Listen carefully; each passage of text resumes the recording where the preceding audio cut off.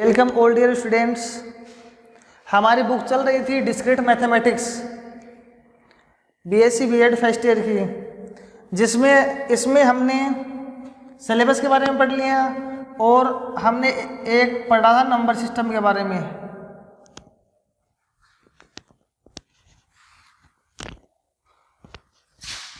एक पॉइंट पढ़ लिया था हमने इसमें नंबर सिस्टम के बारे में।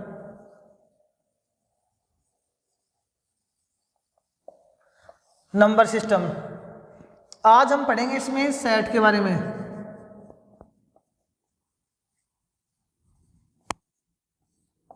सेट या समुच्चय। सेट क्या होता है और समुच्चय क्या होता है।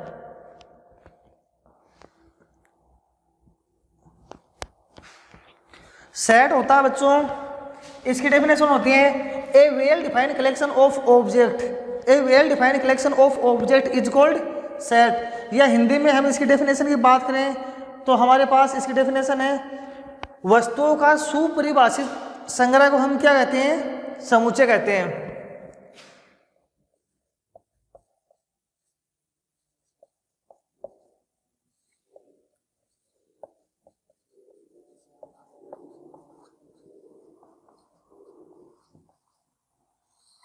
वस्तुओं के सुपरिभाषित संग्रह को समुच्चय कहते हैं।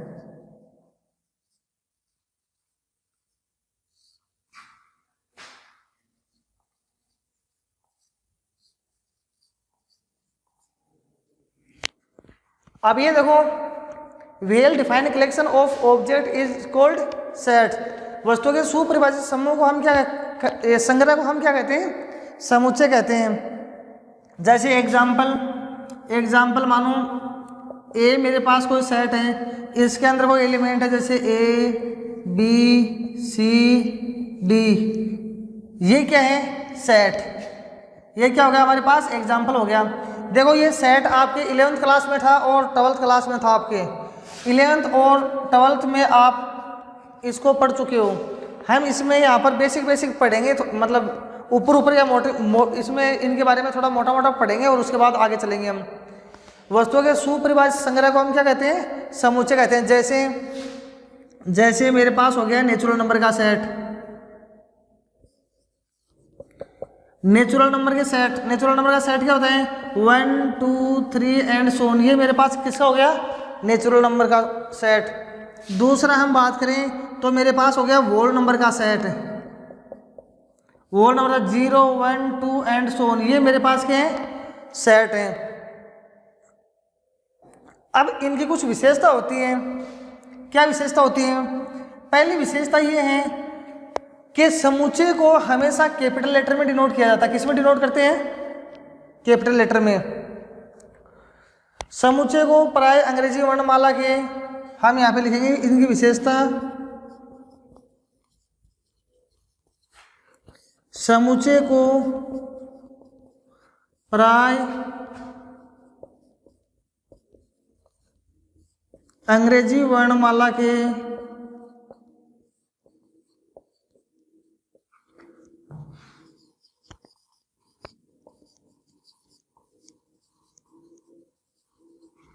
कैपिटल लेटर से प्रदर्शित करते हैं या दर्शाते हैं। समुच्चय को हम प्राय लगभग अंग्रेजी वर्णमाला के कैपिटल लेटर से हम इसको क्या करते हैं, डिनोट करते हैं।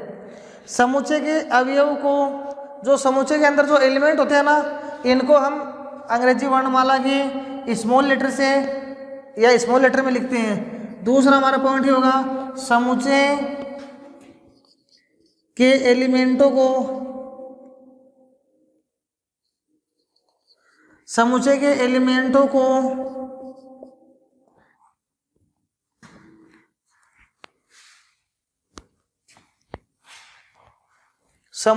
एलिमेंटों को अंग्रेजी वर्णमाला के स्मॉल लेटर में, समुच्चय के एलिमेंट अंग्रेजी वर्णमाला के स्मॉल लेटर में लिखे जाते हैं।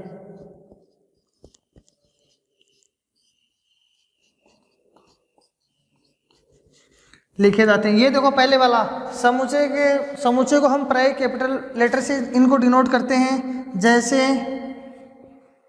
जैसे मेरे पास आ गया, जैसे A B C X Y Z ETC। इनको जो समुच्चय के, देखो मैंने आपको दो विशेषता बताई। क्या बताई है? एक तो मैंने ये बताई जो समुच्चय होते हैं ना, इनको हम कैपिटल लेटर से डिनोट करते हैं। जैसे ए कैपिटल है, एन कैपिटल है और डब्ल्यू हमारा क्या है? कैपिटल है। लेकिन इनके अंदर जो एलिमेंट आएंगे ना, वो किस में आएंगे? स्मॉल लेटर में आएंगे। अब ये जरूरी नहीं है स्मॉल लेटर में ही आएंगे, लेकिन अगर अंग्रेजी का कोई एलिमेंट आ रहा है तो स्मॉल में आएंगे, बाकी काउंटिंग वगैरह इसमें अपने वो जैसी है वैसी आ जाएगी। तो इसको लिखेंगे जैसे ए बी सी एक्स्ट्रा, ये क्या है? इसके एलिमेंट। दूसरी बात है, जो हमारा समुच्चय होगा उसको हम रोफ्टर रूप में लिखेंगे। किस में लिखेंगे? रोफ्टर रूप में। समुच्चय को रोफ्टर रूप में लिखते समय तीसरा पॉइंट हमारा ये है, समुच्चय को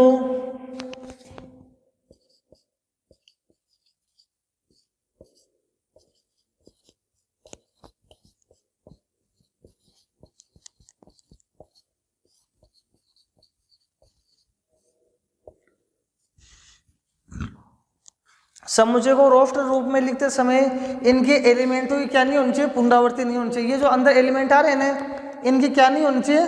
पुनरावृत्ति नहीं होनी चाहिए। रोफ्टर रूप में लिखते समय कोई एलिमेंट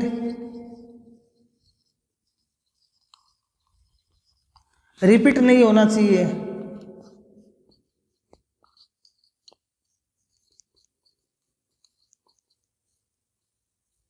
रिपीट नहीं होना चाहिए।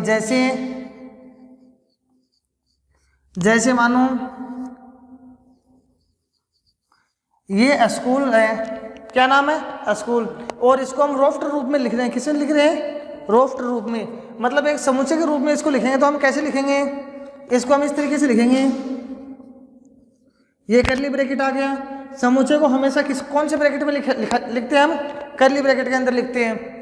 तो इसको हम ऐसे लिखेंगे SCHO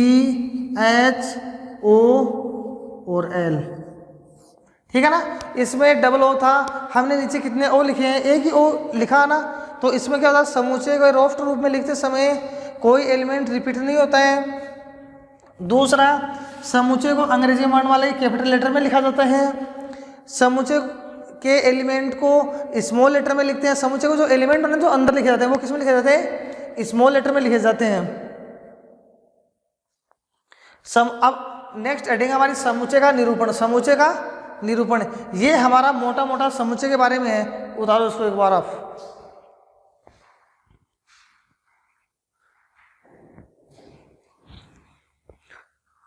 जल्दी करो, उतारो।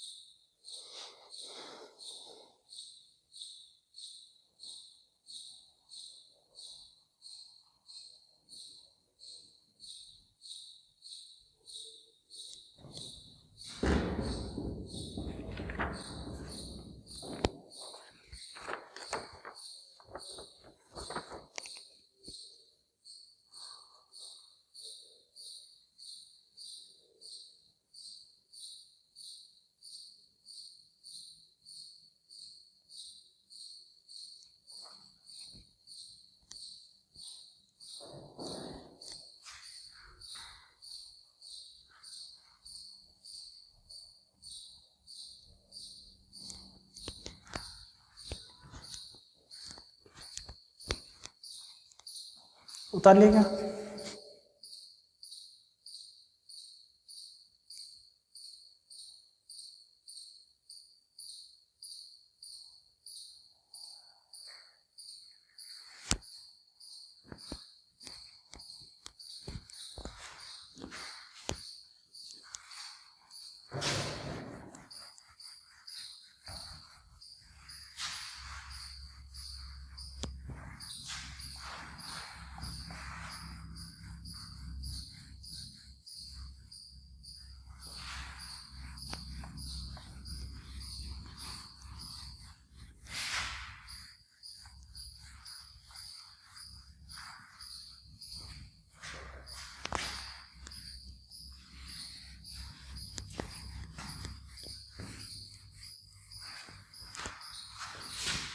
ये उतर लिया नीचे वाला।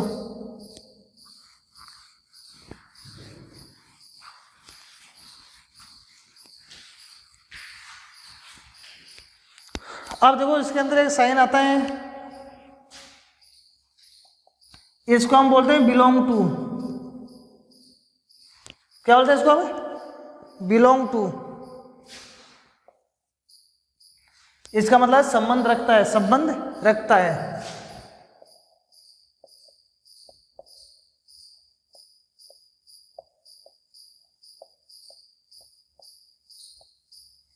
अब आप बोलोगे सर हमारे समझ में नहीं है यार।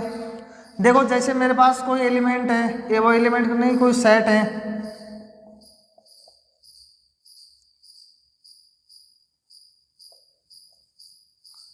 ये मेरे पास कोई सेट है, ठीक है। इसके अंदर मैं एक पॉइंट लूँ बी, कौन सा पॉइंट लूँ? बी। तो मैं लिखूँगा बी बिलोंग ए, बी बिलोंग ए। बी ए के अंदर बिलोंग कर रहा है ना, इसका मतलब है कि संबंध रखता है, मतलब बी है ना ए से संबंध रखता है, रखता है ना बी ए से संबंध। या फिर हम बोलते हैं कि बी है ना वो ए का मेंबर है, बी क्या है? ए का मेंबर है। या हम ये बोल सकते हैं मानो ए कोई फैमिली है राम की, क्या है? कोई राम की फैमिली, उसके अंदर एक का नाम है T1, दूसरे का नाम है T2, तीसरे का नाम है T3 और चौथे का नाम है T4।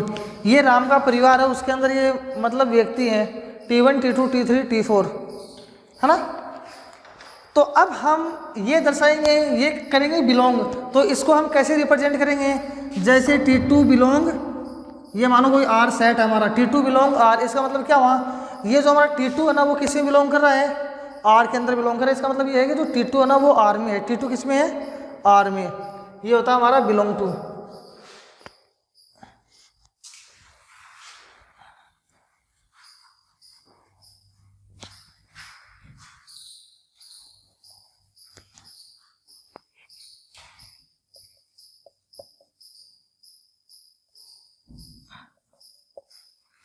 अब देखो जो समुच्चय है उसका हम रिप्रेजेंटेशन कैसे करेंगे, यानी समुच्चय का निरूपण, समुच्चय का निरूपण।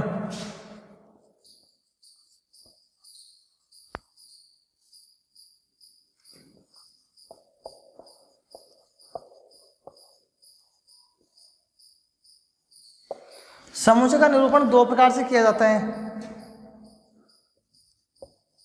कौन कौन सा प्रकार है? एक तो हमारा रोस्टर रूप है और दूसरा हमारा सेट बिल्डर फॉर्म। पहला है हमारा रोस्टर रूप,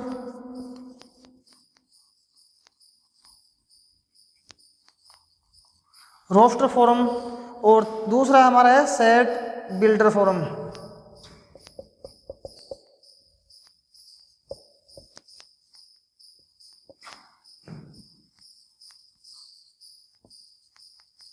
एक हमारा रोस्टर रूप, दूसरा हमारा क्या है?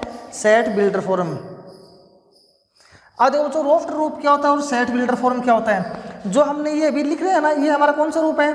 रोस्टर रूप। जैसे मैं ये लूँ बी, कोई सेट है, इसके अंदर हमारे पास कोई एलिमेंट है 1 2 3 4 5। ये मेरे पास कोई सेट है, इसके अंदर ये क्या है? एलिमेंट है। ये कौन सा रूप है? रोस्टर रूप बोल सकते हैं, इसको टेबुलर रूप बोल सकते हैं, ठीक है ना। इसको हम लिखेंगे इसमें सेट बिल्डर फॉर्म में। किस में लिखेंगे? सेट बिल्डर फॉर्म में। तो सेट बिल्डर फॉर्म में इसको हम कैसे लिखेंगे? बी बराबर है x such that x, set builder form में हम इस तरीके से लिखेंगे कि बी कोई सेट है, इसमें एक्स है, क्या है एक्स, एक्स इस तरीके से है, किस तरीके से है, इस तरीके से कि x less than 6, x less than 6।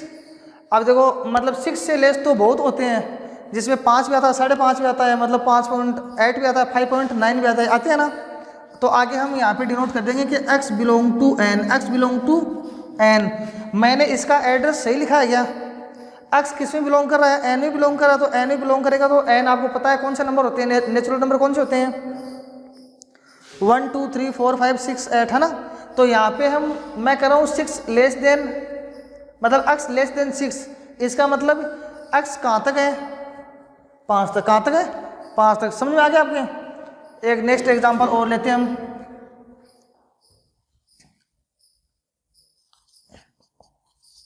यही नंबर का लेंगे हम, जैसे 2 4 6 8 एंड सो ऑन, ठीक है। तो इसको हम कैसे डिनोट करेंगे, a बराबर x such that x, x हमारे पास इस तरीके से, किस तरीके से है, x such that 2x, x हमारे पास किसके रूप में है, 2x के रूप में है, जहाँ हम लिख देंगे x बिलोंग किस में कर रहे हैं, n के अंदर, x बिलोंग किस में कर रहा है, n के अंदर। हम एंड सो ऑन ले रहे हैं, इसलिए हमने किस में बिलोंग करा दिया, n के अंदर बिलोंग करा दिया। अगर हम 4 के लिए, इनके लिए करते तो इसको हम बाउंड कर देते कि हमारा x 4 है, 4 तक जा रहा है या 3 तक जा रहा है ना। समझ में आ गया आपके, चलो ठीक है। आगे हम इसमें पढ़ रहे हैं टाइप्स ऑफ सेट, उतारो उसको।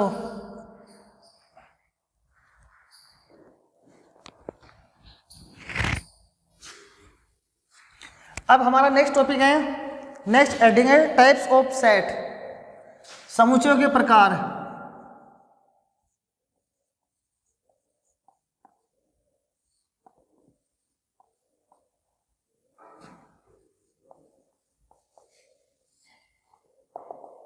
समुच्चयों के प्रकार में फर्स्ट प्रकार हमारे पास है समान समुच्चय, इक्वल सेट।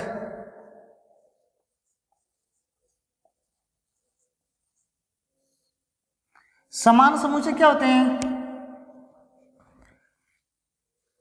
माना लेट a इक्वल टू 1 2 3 4, माना a मेरे पास कोई सेट है जिसके अंदर ये एलिमेंट है 1 2 3 4, एंड b मेरे पास दूसरा सेट है जिसके अंदर एलिमेंट है 2 3 1 4, 2 3 1 4। हम पढ़ रहे हैं समान समुच्चय। तो देखो बच्चों, समान समुच्चय क्या होते हैं, मेरे पास दो सेट हैं, सेट a और b। सेट a में एलिमेंट है 1 2 3 4 और सेट b में भी मेरे पास क्या है 2 3 1 4। इन दोनों सेटों के एलिमेंट बराबर है ना, तो हम इसे बोलेंगे समान सेट। क्या बोलेंगे, समान सेट। इसकी डेफिनेशन हमारे पास ये होगी, माना a तथा b दो समान समुच्चय कहलाते हैं यदि दोनों में अवयव समान हो। डेफिनेशन इसकी हो जाएगी a तथा b, माना a तथा b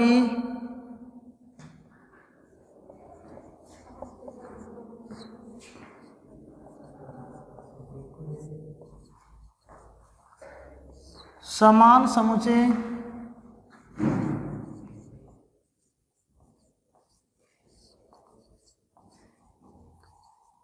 कहलाते हैं यदि दोनों में एलिमेंट क्या हो, समान हो।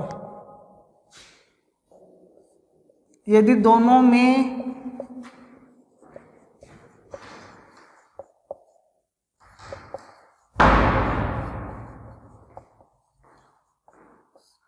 अवयवों की संख्या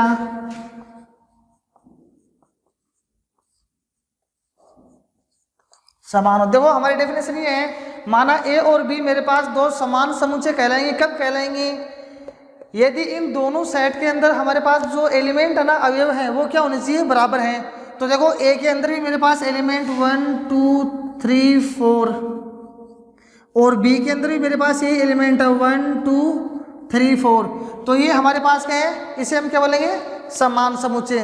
नेक्स्ट है हमारा नंबर 2 पे तुल्य set,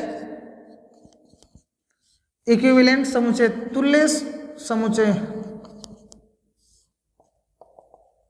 equivalent set. Equivalent set क्या होते हैं, देखो माना ए मेरे पास कोई सेट है जिसके अंदर एलिमेंट है 2 4 6 8 10, ये मेरे पास कोई एलिमेंट है सेट ए के अंदर। एंड एक अनदर सेट है जिसको, अनदर सेट मेरे पास बी है जिसमें एलिमेंट है ए बी सी डी और ई। हमने क्या किया है, हमने दो सेट लिए, एक तो सेट ए और एक सेट बी। ये दोनों तुल्य समुच्चय कहलाएंगे। क्यों कहलाएंगे तुल्य समुच्चय? ये इसलिए कहलाएंगे कि इन दोनों एलिमेंटों में, इन दोनों सेट के अंदर जो एलिमेंट है इनकी संख्या क्या है, समान। संख्या में ये क्या है, समान। तो हम इनको क्या बोलेंगे, तुल्य समुच्चय बोलेंगे। अब बच्चों यहां पे हम नोट डालेंगे। नोट हम क्या डालेंगे, नोट में हम ये लिखेंगे कि समान समुच्चय है ना वो तुल्य समुच्चय, समान समुच्चय है ना तुल्य समुच्चय हो सकता है। जो समान समुच्चय होगा वो कैसा समुच्चय होगा, तुल्य समुच्चय भी होगा। बट तुल्य समुच्चय समान समुच्चय हो ये आवश्यक नहीं, तुल्य समुच्चय समान समुच्चय हो ये क्या है, आवश्यक नहीं। अब देखो ये हमारा समान समुच्चय है तो इसके अंदर एलिमेंट सेम है लेकिन नंबर में भी तो सेम है। इसमें 4 एलिमेंट है तो इसके अंदर भी 4 एलिमेंट है, तो इसको हम क्या बोल सकते हैं, तुल्य समुच्चय बोल सकते हैं। ये हमारे पास तुल्य समुच्चय है तो इसको हम समान समुच्चय थोड़ी बोल सकते हैं, नहीं बोल सकते ना, क्योंकि यहाँ पर 2 है और यहाँ पर ए है, इसमें 4 है, बी है, ये क्या है, समान नहीं है। तो हम नोट लगा ही लिखेंगे, नोट समान समुच्चय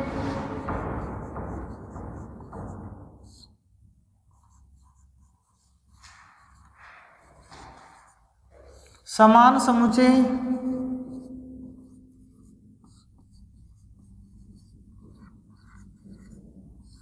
तुल्य समुच्चय होते हैं।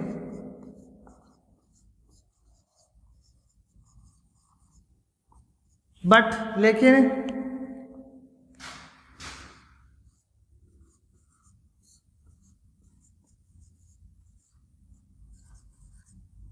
तुल्य समुच्चय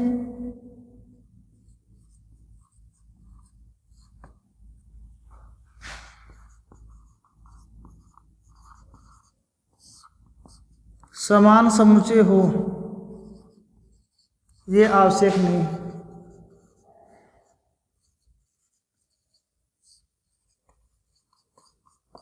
ये आवश्यक नहीं। अब जब तुल्य समुच्चय की डेफिनेशन लिख रहे हैं तो इसमें लिखेंगे दो समुच्चय ए और बी परस्पर तुल्य समुच्चय कहलाते हैं यदि उनके मध्य एकांकी संगतता विद्यमान हो।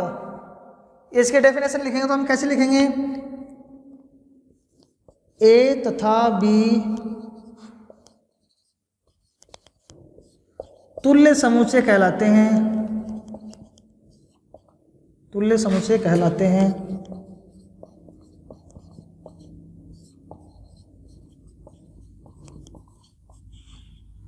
यदि उनके मध्य एकांकी संगतता हो।